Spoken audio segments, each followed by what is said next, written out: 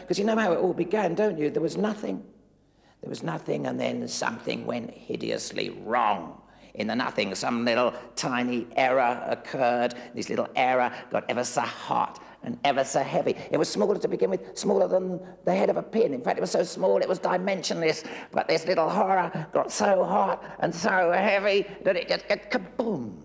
It blasted out, and that's ours. This was an expanding universe. And how long is it going to go on? Well, some say it will go on forever, in which case I can tell you this. It's going to get very cold indeed. In fact, the universe will wind up as a kind of ice monument to its own ludicrousness for ever having come into business in the first place.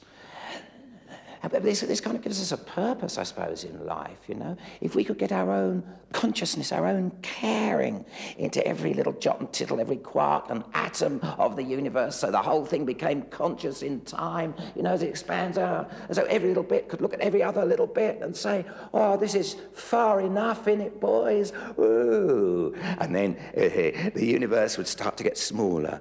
That would be called the Big Crunch. And it'd be quite fun, actually, because that's when time will go backwards. That's when you'd sit on the toilet, the poo would go up your bum, you'd cough up a neat-looking banana.